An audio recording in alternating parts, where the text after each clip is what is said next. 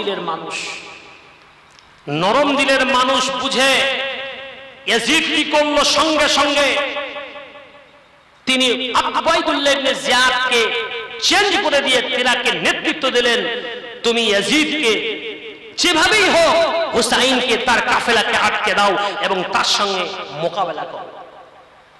আমার আব্বা জানেরা মর্মান্তিক ঘটনা, সঙ্গে সঙ্গে উবাইদুল্লাহ ইবনে জিয়াদ সম্মুখীন হলো, কাফেলা সম্মুখীন, সমস্ত 12,000 কওম সামনে, এদিকে 150 জন। বলছে দেখো আমরা তো তোমার সঙ্গে যুদ্ধ করতে আসিনি, তোমরা কি চেনো না আমি নবীর নওয়াসা, নবীর নাতি? আমরা তো এসেছি তোমাদের কথা অনুযায়ী, একটা নয় দুটো নয়, কয়েক শত তোমরা চিঠি লিখেছো, সেই জন্যই তো তোমাদের কাছে এসেছি। আর তোমরা আজকে আমার সঙ্গে গাদ্দারি করছো। ঠিক আছে, যদি আমার সঙ্গে তোমরা এই চুক্তি ভঙ্গ করো তাহলে আমাকে যেতে দেওয়া হোক। উবাইদুল্লাহ ইবনে জিয়াদের পক্ষ থেকে বলা হলো না, আপনাকে যাওয়া হবে না, যেতে দেওয়া হবে না। তাহলে বলল কি, আরো দুটো শর্ত হলো এই, না হলে আমাকে কোনো দেশের বর্ডারে পৌঁছানো হোক। বলল সেটাও মঞ্জুর করা হবে না।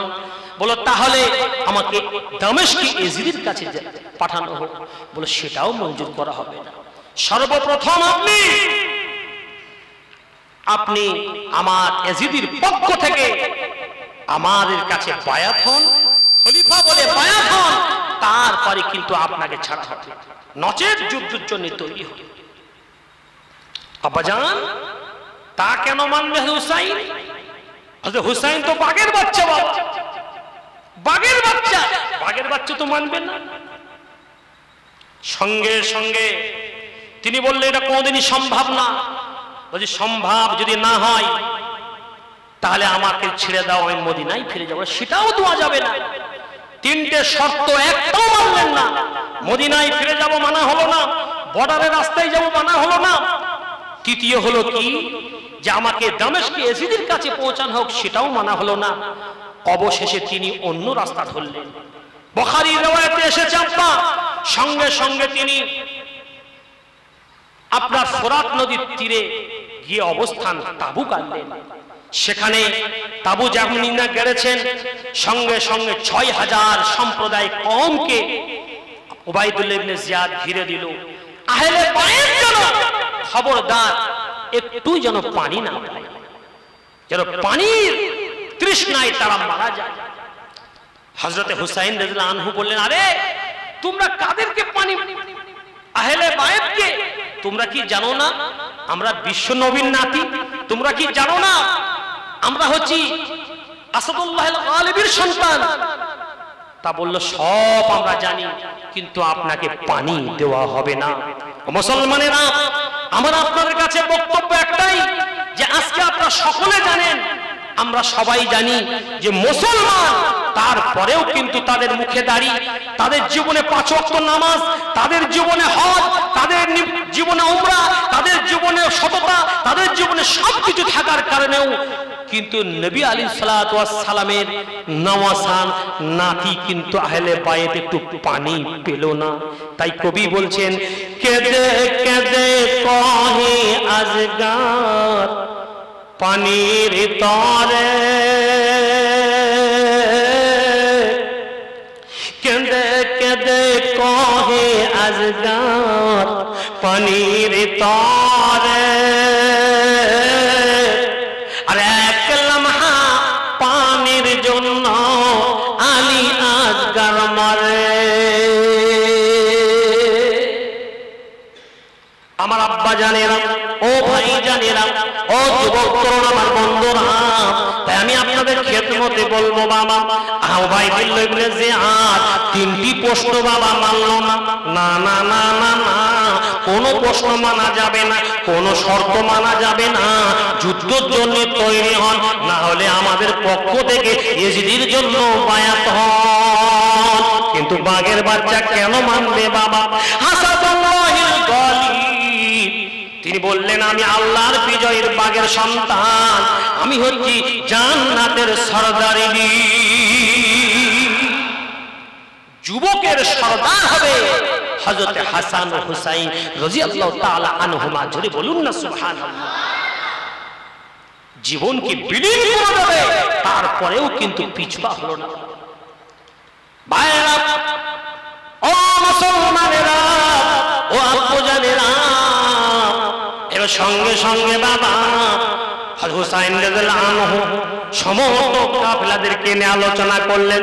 ও আমার বন্ধুগণেরা, ও আমার আহলে বাইতেরা, তোমাদের কাছে আমি আলোচনা করছি, তোমাদের কাছে আমি সিদ্ধান্ত চাইছি, তোমাদের কাছে মতামত চাইছি। আমি একলা যুদ্ধ করব, তোমরা সবাই বাড়ি যাও, সবাই বাড়ি যাও। সমস্ত সাথী গণেরা, আহলে বায়তরা, সাথী সঙ্গেরা মিলে মিলে না না না না না না না না, আপনাকে একা ছেড়ে যাব না, আপনি আমাদের ইমাম, আমাদের ইমামে হুসাইন, আপনাকে আমরা ছাড়বো না। আমরা যদি আপনাকে ছেড়ে চলে যাই, কুফারের সাবিক 12,000 কম আপনাকে নিহনভাবে ক্ষতি করে দেবে, আমরা ছাড়ব।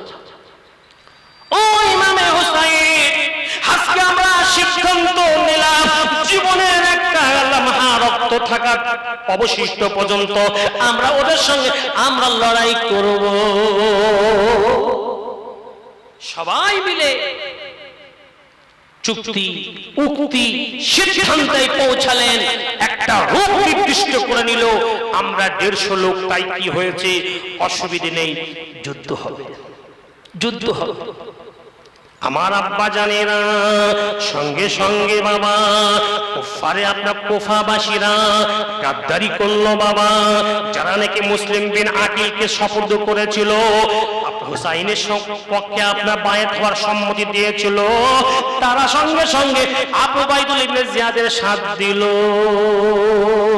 না না না না, আমরা হুসাইনের ভক্ত নয়, আমরা হুসাইনের লাইনে যাব না, আমরা হুসাইনের খাতায় যদি যাই ভক্ত আমাদের বিবি বাচ্চা বেওয়া হবে। দেখেছেন কত বড় মুনাফিক বাবা, কত বড় মুনাফিক। 12,000 কুফাবাসী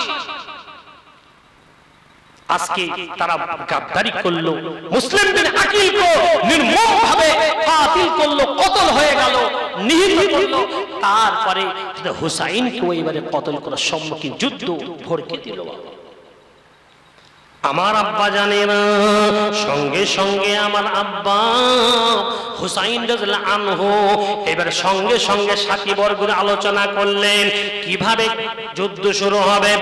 এইভাবে আপনার ইয়াউমে আশুরা 10 দিন মুহররম মাসের 10 দিন,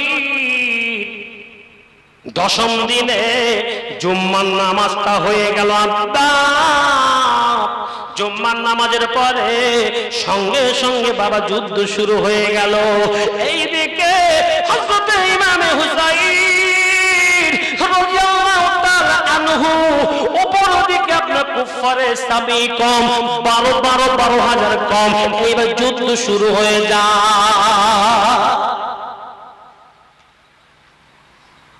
আব্বা সর্বপ্রথম ইনাদের পক্ষ থেকে গেলেন আলী আকবর রাদিয়াল্লাহু আনহু, জোরে বলুন সুবহানাল্লাহ। তিনি ছিলেন হযরতে হাসান রাদিয়াল্লাহু আনহুর বড় ছেলে, জোরে বলুন না সুবহানাল্লাহ। হযরতে হাসান রাদিয়াল্লাহু তাআলা আনহু বীর বিক্রমে বাবা যুদ্ধ করছেন, নাঙ্গা তরবারিটা হাতে নিয়েছেন, সঙ্গে সঙ্গে কুফারে মুশরিকদের ঝাঁপিয়ে পড়েছে বাবা জুলফকার তলোয়ারকে নিয়ে। সঙ্গে সঙ্গে কুফারে মুশরিকরা এইবারে আলী আকবর কাজে সম্মুখীন হয়। আলী আকবর বাবা ওদম ভাবে চালাতে শুরু করেছে, সঙ্গে সঙ্গে শত শত কুফর মুশরিকরা বাবা কতল হয়ে যায়, সব জাহান্নামে পাঠিয়ে দেয়। আমার আব্বু জানেনা কিতাবের ভেতর লেখা বাবা সঙ্গে সঙ্গে আলী আকবর আবার তাবুক বাজে ছুটে এসেছে। হো আমার চাচাজি হযরত ইমাম হুসাইন, একটু পানি দিন, একটু পানি দিন। একটু যদি পানি দেন আমি কুফারে মুশরিকদের আমি একাই সাফ করে দেব। কিন্তু বাবা পানি কোথায়, পানি কোথায়? পানি তো পাওয়া যায় না।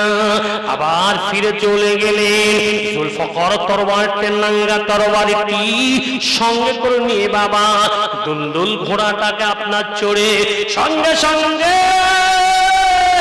কিতাবের মধ্যে লেখা রে এইভাবে আপনার আবার কুফারে মুশরিকদের ঝাঁপিয়ে পড়লেন। আবার প্রথমবারের মতো আপনার কাটতে কাটতে কাটতে কাটতে পুরো 2,000 কাফেরকে সাফ করে দিলে।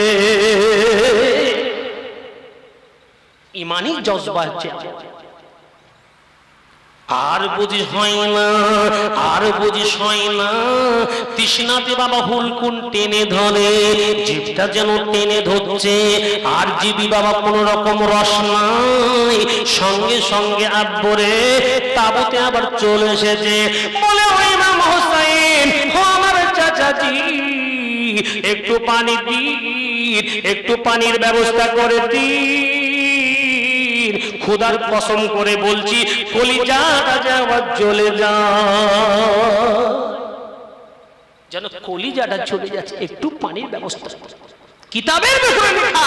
সঙ্গে সঙ্গে হযরত আলী আকবর রাদিয়াল্লাহু আনহু এমন জন সম্বোধন করছে, ইমামে হুসাইন রাদিয়াল্লাহু আনহু আর সহ্য করতে পারে না, সঙ্গে সঙ্গে নিজের জিহ্বাটাকে আগলা করে দিলেন, গালটা বড় করে দিলেন।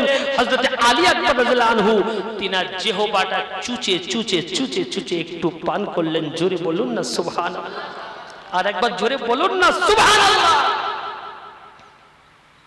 জি আমার আব্বা জানেরা সঙ্গে সঙ্গে বাবা জিহ্বাটা চুচে আবার যেন শরীরের ভিতরে আলোড়ন সৃষ্টি হলো, শরীরের ভিতরে একটি আলোড়ন সৃষ্টি হলো। গরমে নাঙ্গা তরবারি নিয়ে দুলদুল ঘোড়ার উপরে উঠে বাবা এইবারে আবার কুফরে ঝাঁপিয়ে পড়লেন। তৃতীয়বার যখন ঝাঁপিয়ে পড়েছেন, কফরে সাফ করতে করতে করতে পিছন থেকে একটা মুনাফিক বাবা কতল করে দেন।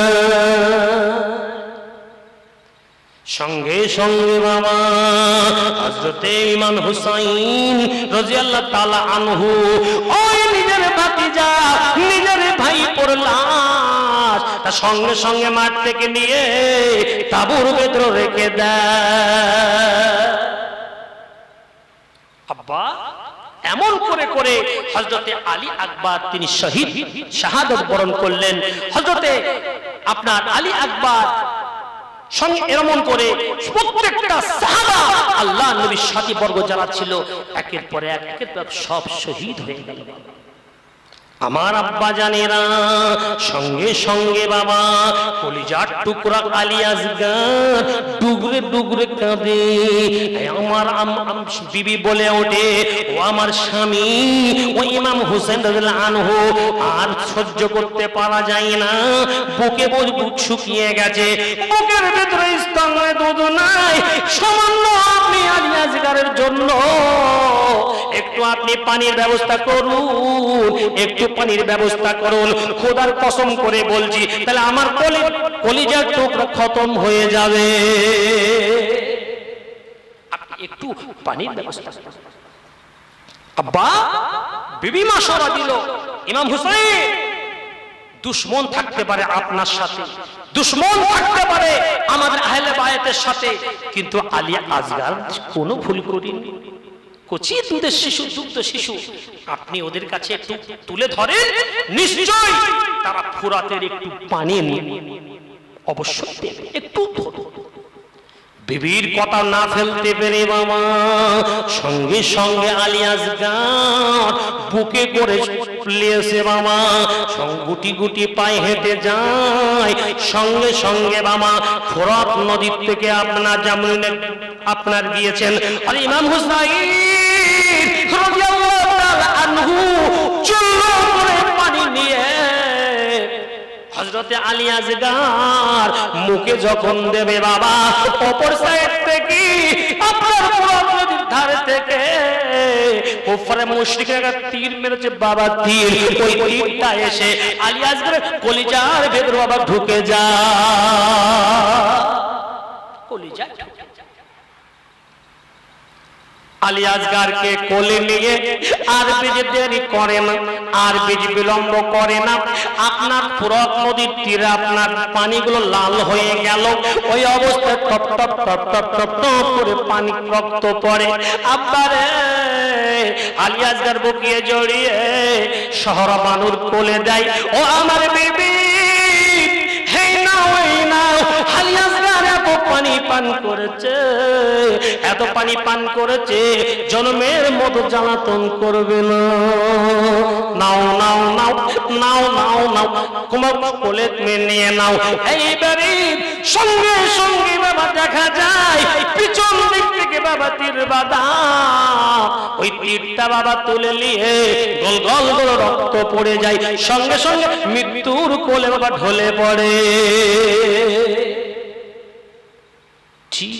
আর সহ্য করতে পারা যায় না কলিজার টুকরা না সেটাও একটু পানি দিল না সমস্ত আহলে বায়তরা শহীদ হয়ে গেল একা একা শহীদ হয়ে গেল অবশেষে ইমামে হুসাইন রাদিয়াল্লাহু এইবারে দুলদুলকে নিয়ে জুলফিকার তলোয়ারটি নিয়ে আর বুঝি দেরি করা চলবে না আর দেরি করা যাবে না আহলে বায়াত খতম হয়ে গেছে অসুস্থ আছে জয়নুল আবেদিন তিনাকে তো পাঠানো যাবে না মাশওয়ারা সাপেক্ষে তিনা কয়েকটা মহিলাকে সারপরস্ত বানিয়ে দিয়ে আল্লাহর জন্য বিদায় নিয়ে চলে যাও তোমরা দোয়া করো আমি আসছি সব সাথীরা শেষ আর কেউ নেই মহিলারা ওয়াহেলে বায়তরা জয়নুল আবেদিন কনিষ্ঠা সন্তানকে আদেশ দিয়ে তিনি সমস্ত মহিলা যারা ছিল আমার মা বোনেরা যারা ছিল মেয়েরা তাদেরকে হাওলা করে আল্লাহর কাছে সুপুর্দ করে তিনি মাঠে ঝাঁপিয়ে পড়লেন এইবারে সঙ্গে সঙ্গে আব্বু হুসাইন রাদিয়াল্লাহু আনহু বীর বিক্রমে বাবা যুদ্ধ করছেন যুদ্ধ করতে করতে করতে করতে মার বাবা সাপ হয়ে গিয়ে জাহান্নামে পাঠিয়ে দেয় কুফারের গোষ্ঠী সাপ করে দেয় হঠাৎ করে পিছন থেকে একটি কোপ হাতে বাবা লেগে যায় হাতটা কেটে যায় সঙ্গে সঙ্গে হাতটা ছিঁড়ে ফেলে দেয় বাম হাতটা কেটে যায় বাম হাতটা বাবা ছিঁড়ে ফেলে দেয় এমন করে সঙ্গে সঙ্গে বাবা মুন্ডু একজন বাবা আঘাত করে মুন্ডু তো বাবা কাটে না সঙ্গে সঙ্গে আপনার পাছায় একটা কোপ মেরে দেয় নির্মম ভাবে হুসাইন রাদিয়াল্লাহু আনহুকে কতল করা হয় সেই জন্য কবি বলছেন কাঁদে যায়নাব কাঁদে কুলসুম কাঁদে সকিনা জোরে বলুন কাঁদে কুলসুম কাঁদে যায়নাব কাঁদে সকিনা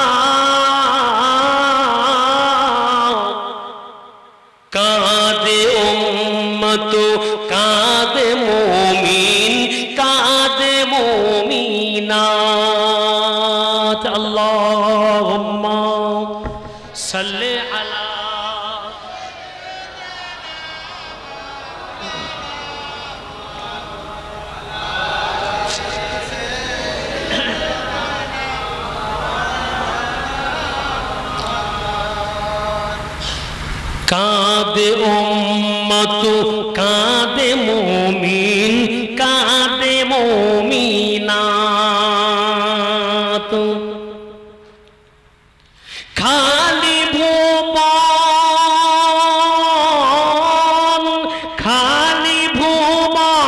রহিল পরে খালি ভুবন রহিল পরে না বিয়ে লো না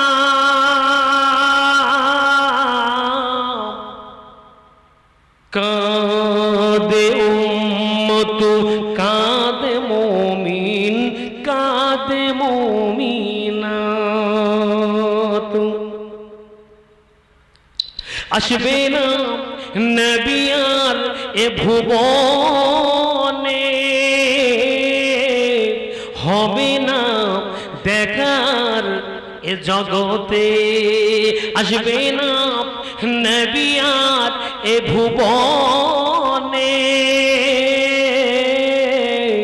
হবে না দেখার এ ভুবনে দেখা দিও দয়ার নবী দেখা দিও দয়ার নবী মাহশরের ময়দানে কাঁদে উম্মত কাঁদে মুমিন কাঁদে মুমিনাত আল্লাহুম্মা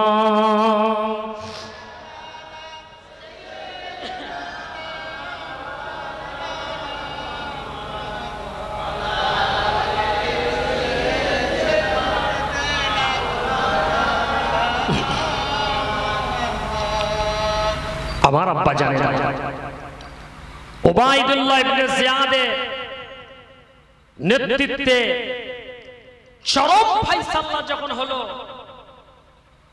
হাদিস পাকে আছে কামা তাদিনু তুদওয়া জৈসা করনা ওয়াইসা ভরনা জৈসা করনা ওয়াইসা ভরনা সঙ্গে সঙ্গে উবাইদুল্লাহ ইবনে জিয়াদের মুখতার বিন সাকাফি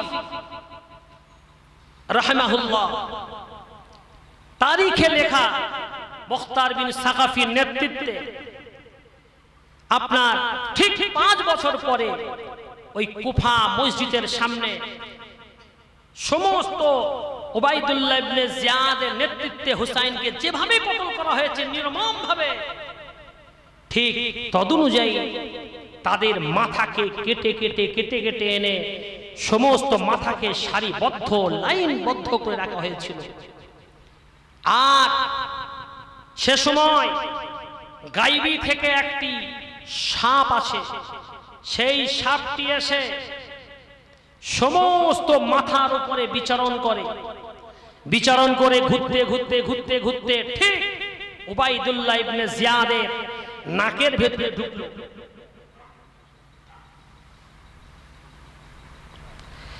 উবাইদুল্লাহ ইবনে জিয়াদের নাকের ভিতরে ঢুকে কিছুক্ষণ ঘুরে আবার বাইর হয়ে এসে আবার কোথায় গায়েব হয়ে গেল তাই বলা হয়েছে কামা তাদিনু তুদওয়ান জৈসা করনা ওয়াইসা ভরনা যেমন ভাবে আমি মুআমিলা করব মানুষের সাথে যেমন ভাবে আমি ন্যায় নীতি নিয়ে চলবো যদি অন্যায় অবিচারের সাথে জুলুম করি আমার মৃত্যুর পূর্বে আমার সঙ্গে কিন্তু সেই ব্যবহারটাই কিন্তু হবে যেমন নাকি উবাইদুল্লাহ ইবনে জিয়াদ তার নেতৃত্বে হযরত ইমাম হুসাইন রাদিয়াল্লাহু আনহুকে যেভাবে নির্মমভাবে শহীদ করলো জি তারপরে ঠিক আল্লাহ পাক ঠিক 5 বছর পরে উবাইদুল্লাহ ইবনে জিয়াদের গর্দানটাও কাটা হলো মুখতার বিন সাকাফি তিনি রওয়ায়াত করছেন তার সাথী বর্গদেরকে ওইভাবে গর্দানকে কাটানোর পরে থালার উপরে রাখার পরে ওইভাবে ছুরি দিয়ে মেরে মেরে তাকে উপহাস করা হয়েছিল বিদ্রূপ করা হয়েছিল উপন্যাস করা হয়েছিল আর বলা হয়েছিল এটা কিন্তু সেই ইমামে আহলে বায়তের বেইজ্জত করার আজকে তার বদনাম তার ফসল জি, সঙ্গে সঙ্গে ইয়াজিদ এই হুসাইন রাদিয়াল্লাহু আনহুর মুন্ডুটাকে নিয়ে তিনি দামেস্কে রেখে দিলেন না, বলকে মদিনার গভর্নরের ওখানে পাঠিয়ে দিলেন। মদিনার গভর্নর সেটাকে নিয়ে ভালো করে কাফন পরিয়ে তিনি সঙ্গে সঙ্গে হযরতে সাইয়্যিদাতুন নিসা মিন আহলিল জান্নাহ ফাতেমাতুজ জাহরা নিজের আম্মার কবরের পাশে জান্নাতুল বাকিতে মদফুন করে দিলেন। জি, আর হযরতে ইমাম হুসাইন রাদিয়াল্লাহু আনহুর যেটা ধর ছিল সেই ধরটা কিতাবের ভিতরে লেখা, কারবালার ওখানে দাফন করা হয়েছিল। সেখানে মুসলমানদের মধ্যে একটা কওম আছে, নাম হলো শিয়া। সেই শিয়ারা সেখানে প্রত্যেক বছরে এই আপনার 10 তারিখে ইয়াউমে আশুরা তারা মাতম তৈরি করে, তারা মেলা লাগায়, পুত্রা শিরিক করে। কিন্তু গর্দান আছে, সেই গর্দানটা কোথায়? মদিনার পাশে একটা মসজিদ করে দেওয়া হয়েছে। সেই মসজিদের নাম হলো আল মসজিদুর রাস, অর্থাৎ হযরত হুসাইন রাদিয়াল্লাহু আনহুর শিরের মসজিদ। আমার আম্মা জানেরা, আজকে আমিও আপনি আজকে এই ঘটনা থেকে, কারবালা থেকে একটাই সবক নিতে পারি, একটাই উপদেশ নিতে পারি যে হুসাইন রাদিয়াল্লাহু আনহু শুধু তিনি নয়, পুরো আহলে বায়েতকে সঙ্গে করে নিয়ে জানকে উজাড় করে চলে গেল। জীবনকে জীবন মনে করিনি, সন্তানকে সন্তান মনে করিনি, বিবিকে বিবি মনে করিনি, পুরো উজাড় করে দিনকে প্রতিষ্ঠিত করে, হককে প্রতিষ্ঠিত করে, বাতিলের সঙ্গে আপোষ না করে, বাতিলের সঙ্গে মাথা না ঝুঁকিয়ে তিনি কি করে দুনিয়া ছেড়ে আল্লাহর কাছে তিনি পাড়ি দিলেন, শহীদ হয়ে। আমার আব্বা জানেরা, আমরা আপনার এর থেকে এটা একটাই সবক নিতে হবে, হযরতে হুসাইনের যারা শাফাআত নসিব হবে, হুসাইনের যারা সরদার নেতৃত্ব আমরা পেতে চাই, তারা যেন হযরত হুসাইন রাদিয়াল্লাহু আনহুর মতো অন্যায়ের সঙ্গে ন্যায়ের কোনো আপোষ নেই, অন্যায়ের সঙ্গে কোনোদিন আপোষ নেই, বাতিলের সঙ্গে কোনোদিন আপোষ নাই, বাতিলের কাছে কোনোদিন মাথা ঝোঁকানো নাই। ইনশাআল্লাহ জন্মেছি যখন, মৃত্যুতে একদিন হবে, এই চিন্তার ভাবনা রেখে যখন মুমিন মুসলমান ঈমানওয়ালা আল্লাহ তাওহীদ নিয়ে দুনিয়ার বুকে চলবে, দেখবেন আল্লাহ পাক তার দুনিয়ায় বিজয় একদিন না করবি। আল্লাহ কোরআনে বলেছেন, ওয়ালা তাহিনু ওয়ালা তাহজানু ওয়া আনতুমুল আ'লাউনা ইন কুনতুম মুমিনিন। ও বিশ্ব জাহানেরা, আমি আল্লাহ বলছি শোনো, যদি তোমরা এক ওয়াহিদনাথের উপর বিশ্বাস রাখতে পারো, এক আল্লাহর প্রতি ঈমান রাখতে পারো, তদনুযায়ী যদি জমতে পারো, সৎ কাজে প্রতিষ্ঠা হতে পারো, আর ইন কুনতুম মুমিনিন, যদি মুমিন হতে পারো, আমি আল্লাহ সমস্ত জাতির উপরে তোমাদেরকে বিজয় করব। একবার জোরে বলুন সুবহানাল্লাহ। আমার আম্মা জানেরা, সেজন্য আমি আপনাদের খেদমতে বলতে চাই, ইনশাআল্লাহ দীর্ঘায়ু না, ইনশাআল্লাহ প্রায় দেখতে দেখতে প্রায় 11:15 হয়ে গেছে। তাই আমি এটা ঘটনাটা বলে আপনাদের ঘটনাটা কিস্সা কাহিনী শোনার উদ্দেশ্য নাই, উদ্দেশ্য হলো এই, এখান থেকে সবক নিতে হবে। যত বক্তা আছে ইউটিউবেও আপনি দেখবেন, বড় বড় বক্তা আছে দেখবেন, শুধু ঘটনা বলে চলে যাচ্ছে, কি শিক্ষার ভিতর থেকে এ মুসলমান কিন্তু নেয় না। তাই আমার আব্বা জান, শুধু এই ইয়াউমে আশুরা কেবল মাত্র কি শুধু হুসাইন শহীদ হয়েছে না আব্বা, এই কারবালার যুদ্ধ শুধু নয়, এই আশুরার ফজিলত একাধিক ঘটনা যা সাবিত আছে মহান আল কোরআনুল কারীমে। একবার জোরে বলুন সুবহানাল্লাহ। একবার দরুদ শরীফ আল্লাহুম্মা সাল্লি আলা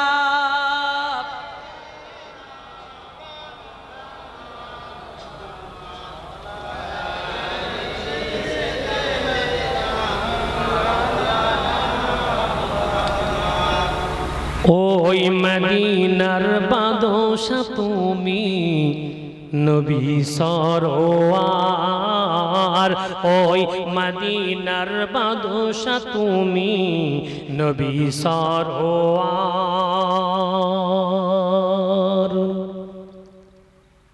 শান্তি মোরা পেলাম আজ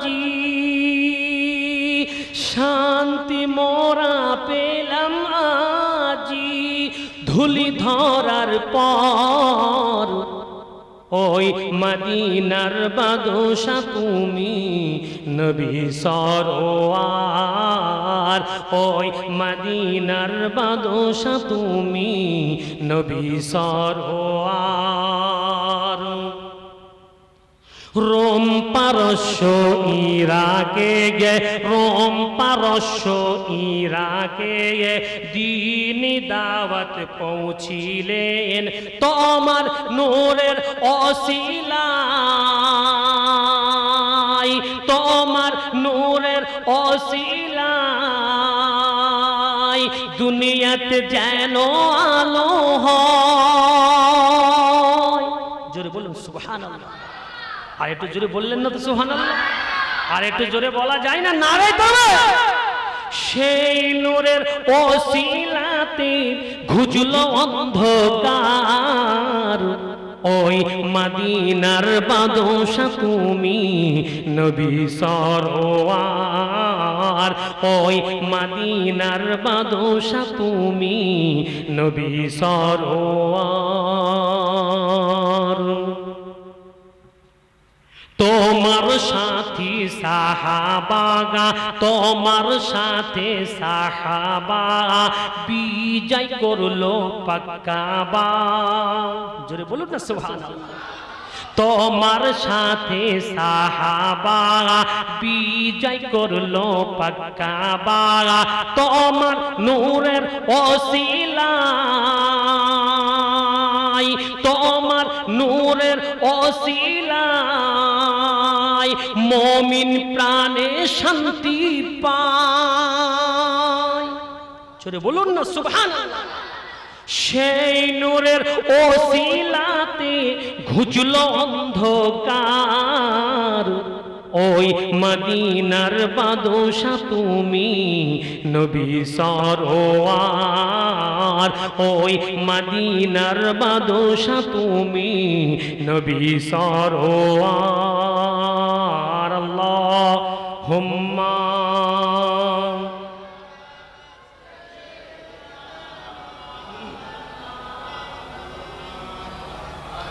ওয়া আলা আলি।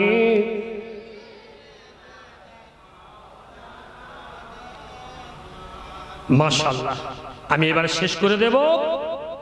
আমার মা বোনেরা যারা আপনারা আছেন, বিশেষ করে যারা এদিক ওদিক ঘোরাফেরা করছেন, চার দোকানে লোক বসে আছে না? মাশাআল্লাহ, বন্ধ হয়ে গেছে। আমার ভাই বলছিল কিছু লোক এখানেও থাকবে, মসজিদে যারা যাবে না এখানে বসবে। যাক মাশাআল্লাহ, সে সমস্ত ভাইদের উদ্দেশ্যেও বলছি, ভাই ইনশাআল্লাহ সকলে হযরতে হুসাইন সাইয়্যিদনা হুসাইন রাদিয়াল্লাহু আনহুর জন্য আমরা একটু দোয়া করব। তার আগে আমি একটি আপনাদের কাছে দরখাস্ত করছি বাবা। আমি এরা গতবার এসে আমি বলে গেছি আপনাদের যে মর্দ পড়া তো ফর্দ পড়া, খাতুন পড়ি তো খানদান পড়া। বাড়ির যদি গার্জেন কোনো ঢিসমিস হয়ে যায় তো বাড়ি এক অন্যকে কেউ মানতে চায় না, কেউ কাউকে তসলিম করে না। আর খাতুন পড়ি তো খানদান পড়া, যদি কোনো বাড়ির মহিলা ঢিসমিস হয়ে যায়, অসভ্যতা অরাজকতায় বিরাজ করে, পর্দা নশিনা না করে, অসভ্যতা অনুযায়ী চলে বিচরণ করে, তার জন্যে তার পুরো নসল বংশ কিন্তু শেষ হয়ে যায় বাবা। সেই জন্যে সেই মেয়েদেরকে একটু ভাবুন, একটু চিন্তা করুন, আগামীতে তারা মা হবে। একটা সহি মা হওয়া 100টা আবিদ থেকে আফজল, 100 আবিদ থেকে ওলি থেকে বলা হয়েছে উত্তম। জোরে বলুন সুবহানাল্লাহ। সেই মা তৈরি করার জন্য একটু ভাবতে হবে আপনাদের। সেই জন্য আপনাদের সুসংবাদ ইনশাআল্লাহ আপনাদের দাওয়াত দিয়েছি। এবারও আমি আবারও পুনরায় বলছি, ইনশাআল্লাহ মহিলা মাদ্রাসা আমি একটা করেছি। আমি গতবার এসেও আপনার দাওয়াত দিয়ে গেছি। বাড়তে বাড়তে এখন 25টা মেয়ে বাবা, কম বেশি 20 থেকে 25টা মেয়ে হয়ে গেছে। এত মেয়ে আসছে বাবা, আর রাখার মতো কোনো পজিশন নেই। আপনারা সবাই যাবেন, একবার দেখে আসবেন। তাই কবি বলেছেন, এর আগে আপনাদের শুনিয়ে দিয়েছি, আজকেও একটু শোনাচ্ছি। কথাটা নির্ভুল মাদ্রাসা স্কুল শিক্ষা হয় মায়ের কোলে, জননী যেমন শিক্ষা দেবে গড়বে তেমন তার ছেলে। জোরে বলুন না সুবহানাল্লাহ। একটা মা যা পায় সন্তান মায়ের কাছ থেকে, পৃথিবী কোনো অঙ্গনারী, ইউনিভার্সিটি, প্রাইমারি, ভার্সিটি থেকে সেটা কিন্তু পায় না। সেজন্য মার বুকের কাছে যদি সুশিক্ষা পায়, সে সন্তান আগামী প্রজন্মে সভ্যতা ভালো মানুষ তৈরি হবে। একবার জোরে বলুন না সুবহানাল্লাহ। তাই আমি আপনাদের খেদমতে বলতে চাই, সমস্ত মা বোন ভাই বাবাজি সবার উদ্দেশ্য বলছি, ইনশাআল্লাহ মেয়েকে তৈরি করুন, আসল মা তৈরি করুন। মা তৈরি করলে মাদ্রাসায় একটু দিতে হবে, মেয়েকে মাদ্রাসায় পাঠান, ইনশাআল্লাহ মক্তবে পাঠান। যদি মাদ্রাসায় দেওয়ার পজিশন না হয়, মসজিদে পাঠান বাচ্চা বাচ্চা মেয়েদেরকে। আপনাদের মসজিদে ইমাম সাহেব আছে, তিনি পড়াবেন। জি, এই কথা বলে আমি আমার বক্তব্য ইতি করলাম। ইনশাআল্লাহ তার আগে একটু কিয়াম সালাম হবে, সকলে একটু আগে আগে আসুন, কিয়াম হবে। ইয়া নবী সালাম।